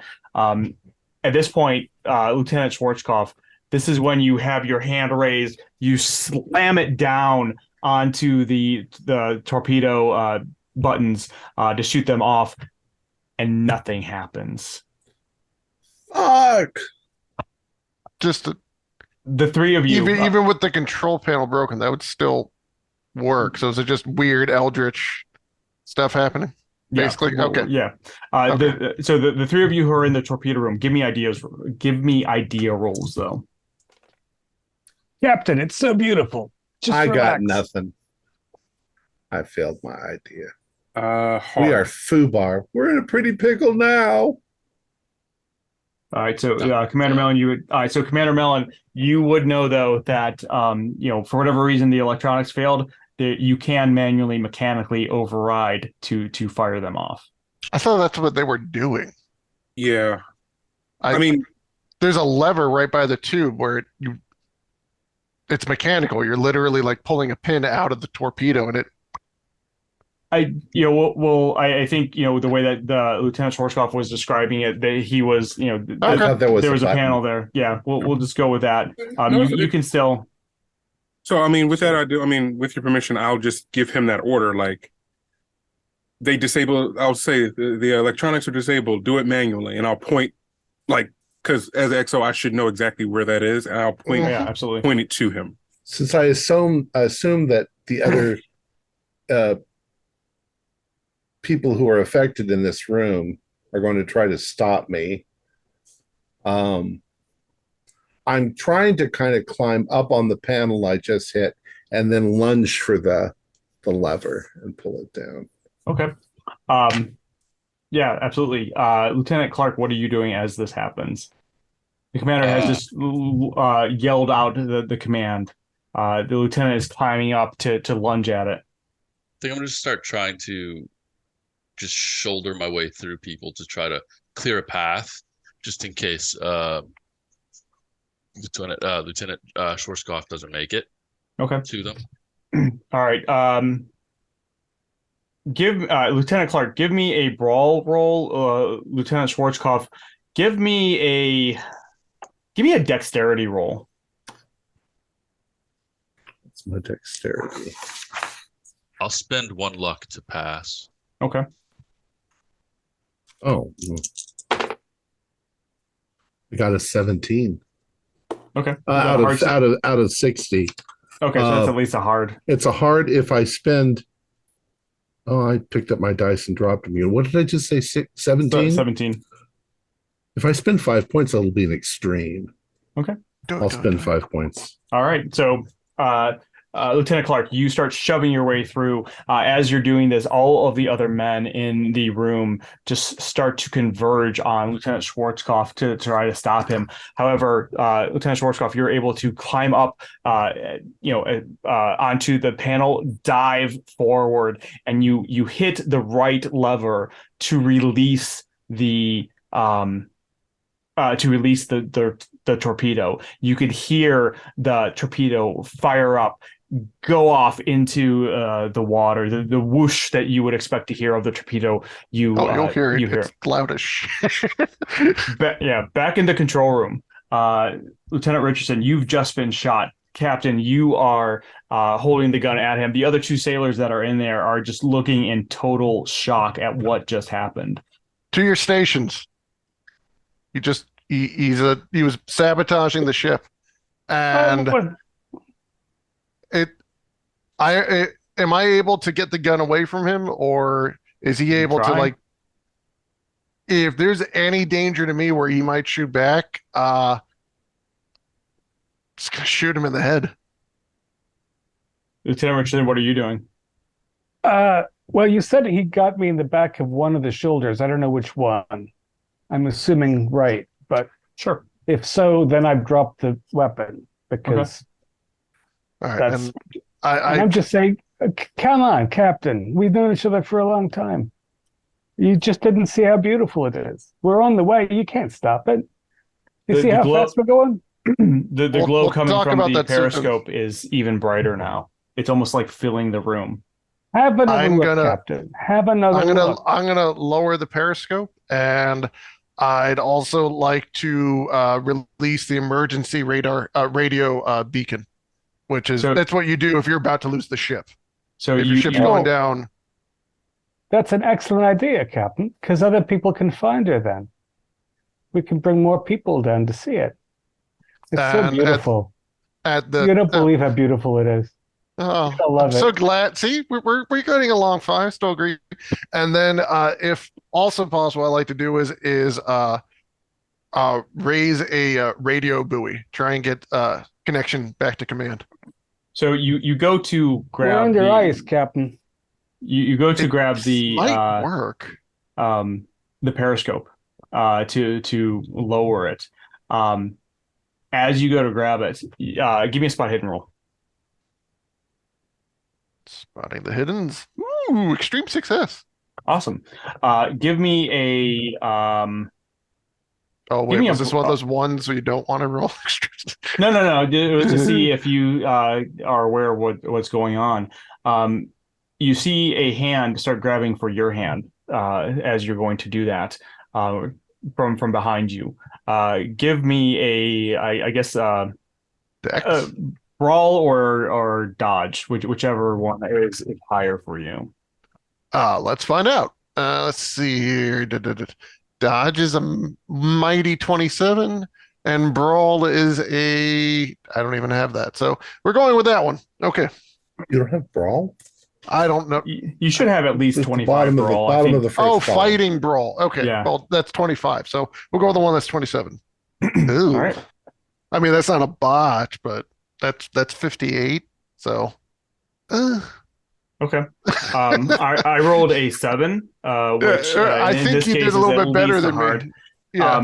This hand grabs your hand as you're going to grab the periscope to put it down, and just yanks you, spinning you around stronger than you would expect. And you, as that happens, you're standing face to face with the chef, Shawnzy. However, at this time, his face is covered in blood because it looks like he has just gouged his own eyes out. Oh, And he did a what was that movie with Sam Neill? Event Horizon. Yeah. He's just looking at you, and says, "Captain, we are so close. We are so close." With that, you all hear the whoosh of the torpedo going out. Seconds tick by. These tense seconds, and then you hear this explosion in the water. As that explosion happens, the noise that you've been hearing raises to this ear-splitting shriek. Lieutenant Richardson, this is the worst pain you've ever felt. Everybody in the front torpedo room see that all of you're grabbing your ears, but everybody else just falls to the ground, writhing in pain and almost crying. In the control room, the chef does the same thing. You're feeling just this immense pain. With that, the submarine, you feel this jolt hit it, as almost like something grabs the ship itself.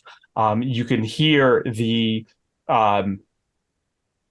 something start to wrap around the outside of the submarine. You can even hear the metal of the hull just start to creak. The four of you, other than Lieutenant Richardson, what are you going to do?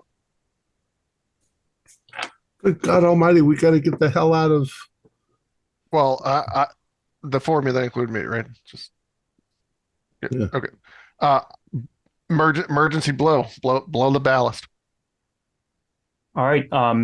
You could absolutely do that from the control room. The other three of you, You do know that there is a escape hatch near you. The submarines did have a kind of rudimentary escape hatch. There is also right next to them. I can't remember what they're called, but they're basically almost like a life support emergency breathing thing that, in theory, you could use to breathe underwater if you wanted to. Except that we're 200 feet down. Yeah, so wouldn't if you we be open Well, that- there's that, and it's freezing in the water, but I mean, one, there's the freezing, and also, I mean, you're not going to be crushed like a soda can, but I'm just giving you the options.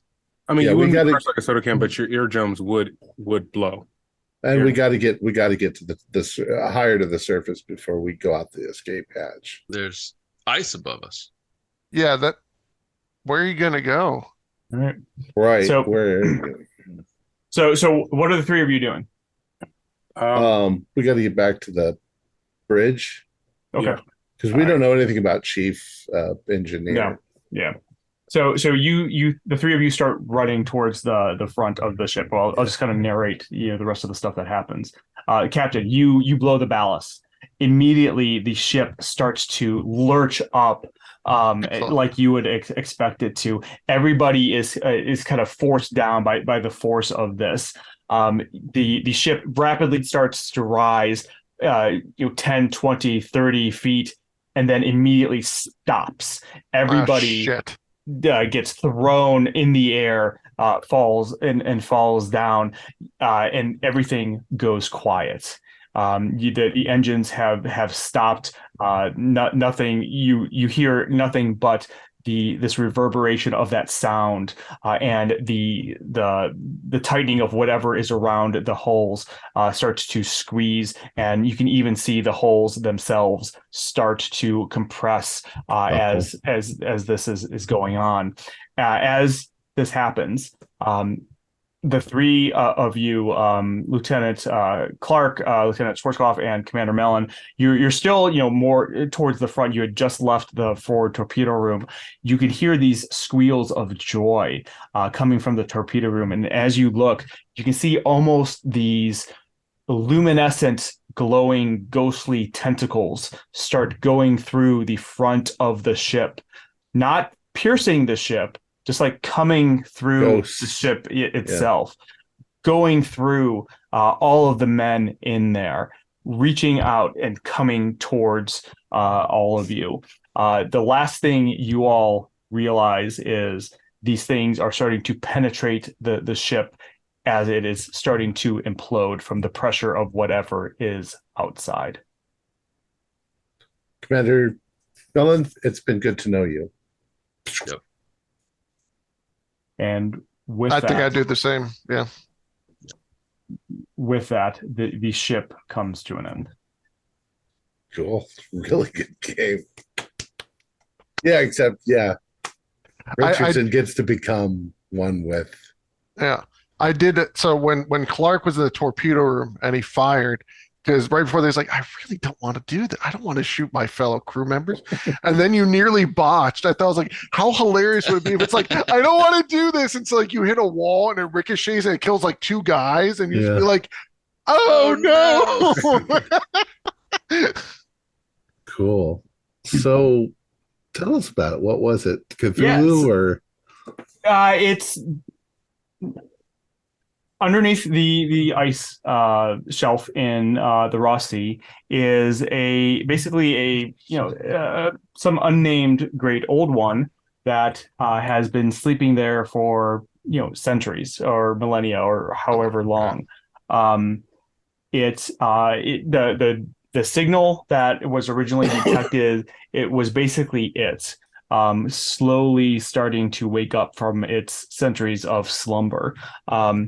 As you were getting close, the sound you were hearing was actually its kind of version of breathing.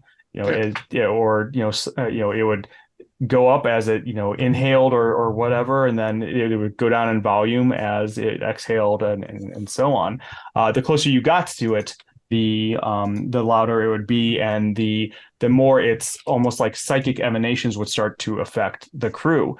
First affecting the chef, who started to go crazy. The commander kind of put him into the the room, and then it's it just started to affect the rest of everybody. The closer you got, the stronger it was, which is why when Lieutenant Richardson looked through the periscope and failed his power roll, he kind of saw the same thing that everybody else was, even more intensely, because everybody else could just hear it. They were kind of feeling his or feeling its emanations. He actually saw it, or saw it close to it. When you were looking at it, you weren't you weren't close enough at that point for it to affect you as much as everybody else. And the glowing was essentially its eye. As it was waking up and thinking, it was its eye. But that's it doesn't sound like we missed anything. Sounds like we. No. I mean, technically, the reason it was kind of more rapidly waking up is because of the sounds of the engine, the electrical currents going through the engines, and so on. So, okay. In theory, there are ways to win the game by shutting down the engine, or like very, very slowly crawling away. We were at practically idle. Right. Yeah. I mean, in hindsight, the only thing I didn't do was stop the engines completely and go to battery. But how long does a World War II submarine run on battery? Like an hour? Not very long. I don't think. No more than a couple days at least. Maybe. Oh, is it that long? Okay. Maybe less, maybe more. I don't know. Like I said, I am not a submarine expert, so neither am I. I did just do some rapid radio operation in World War II research before this, and they had actually pretty good electrical systems.